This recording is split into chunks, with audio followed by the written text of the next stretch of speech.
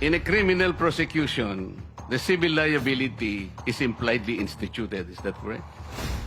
Of course. Kaya nga eh. Hindi naman nangangahulugan kung sakasakali na natapos na yung criminal prosecution. Kapag ka nakita na mayroong criminal liability yung tao, because it is impliedly implied, doon lang magkakaroon ng restitution.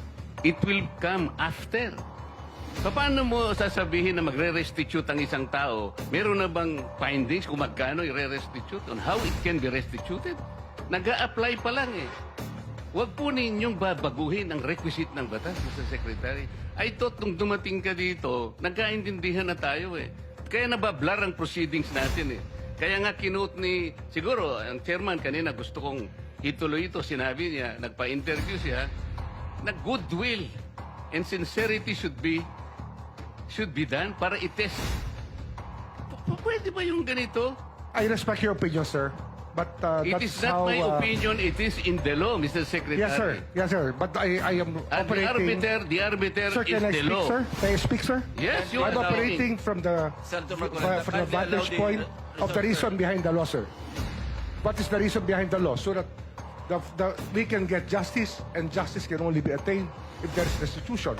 So that is the principle behind all of these things that we are talking about now. Mr. Secretary, restitution will come after. It cannot be. Sir, it can cannot come before or after, sir. It can come before or You after. cite the law that it come before. Wala nga po sa batas eh. Huwag Sir, po ninyong babaguhin ang batas, Mr. Secretary. we are operating on a unique set of facts, and we are, all of these matters are being evaluated because the gravity of this financial crime cannot be underestimated, and that the more assets that we're able to preserve at the outset, the better for our country, sir. Mr. Secretary, I'm very sorry for such a reasoning like that.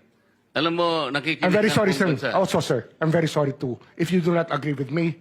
But I respect your opinion, sir, and we will carry out our job as we deem fit, as we see. Mr. Chair, I said that the I country am not needs. expressing an opinion here. I am articulating the provision of law. You do not change the provision of law, Mr. Secretary. You may be disbarred from doing this. Then it's your opinion, sir. It's your option, sir. Sinabi ko na nga, hindi ko opinion ito. I am Then it's your option, articulating the sir. provision of It law. is what you wish to happen. That you may proceed Ikaw ang with what you nagbibigay wish. ng opinion, nilalagay mo yung restitution to test the goodwill of a possible applicant. It is not in the law. Unless you are able to point out the provision of law that it come before. Hindi ganun eh. Sabi mo na nga, and we admitted, impliedly instituted ang civil liability, but this will come eventually after the court has pronounced kung